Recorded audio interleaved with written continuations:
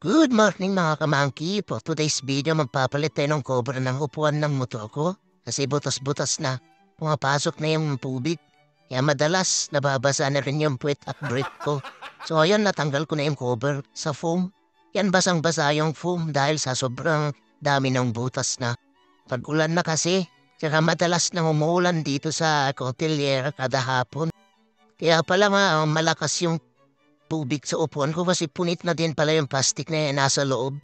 Pagkatapos ko tanggalin yung foam, ito piniga-piga ko na kasi may mga natitirang tubig pa.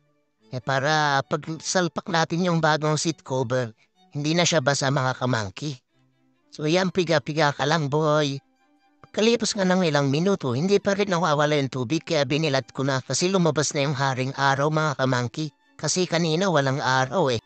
So ayun na nga mga kamangki no, tapos na nating ibilat, tuyong-tuyo na rin siya. Kaya nilagay ko na dyan yung mga kailangan natin. Ito pala yung gagamitin nating seat cover, nabili ko sa Shopee. Yan, Bride ang brand kasi mahilig tayo sa Boy Japan surplus. Kalipas na nga ilang minuto, ito nire-ready ko na yung plastic para ilagay natin dito sa foam. Para kahit umulan, pumagos man yung tubig sa seat cover, hindi mababasa yung foam mga kamangki. So ayun mga kamangki no, nilalagyan ko din ng supot dyan sa ilalim para kahit malakas yung ulan, hindi tatagos yung tubig sa compartment mga kamangki. After a while mga kamangki, natapos na rin natin, ilalagay na natin tong foam dito sa mismong seat. Natapos na natin lagyan ng supot sa ilalim. Pagkatapos nga mga kamangki, ilalagay na natin tong supot dito naman sa ibabaw. Para doble protection sa tubig mga kamangki. Yan talagang pinapatukan ng supot yan para kahit tumagos yung tubig sa may seat cover, hindi mababasa yung foam mga kamangki. That's the reason why. Ginawa ko tong vlog na to para sa mga katulad kong walang pambayad ng labor. Pwede niya naman i-DIY ito mga kamangki. Madali lang naman basta may gamit kayo, may gun tucker, tsaka kayo na bahala. Kayang-kaya niyo yan.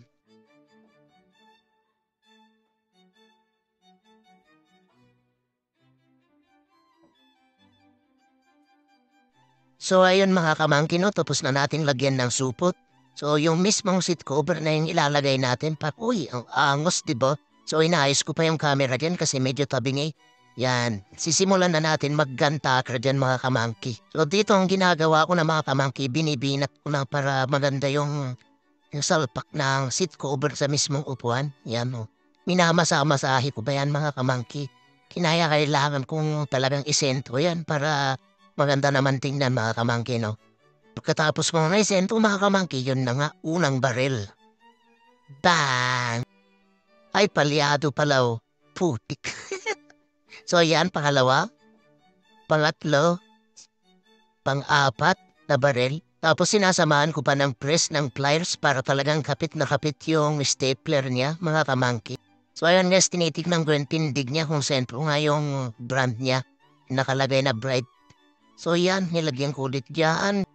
So ayun yan, masamasahin na naman tayo mga kamangki, no? Tapos sinipat-sipat niya pa kung sentro yun. Oh, sana all. Matapos ko nga sentro lahat mga kamangki, no? Ito finish ko na. Ginagantaker ko na siya. So, time-lapse tayo dito mga kamangki. Let's go!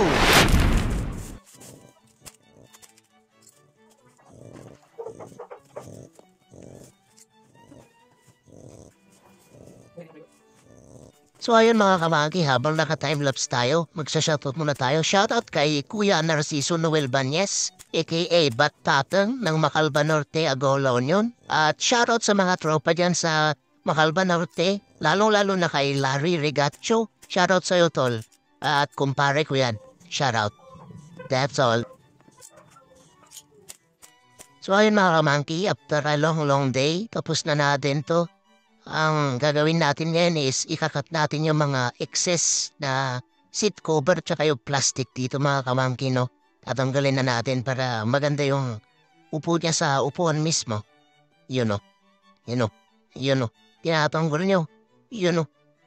Suabe.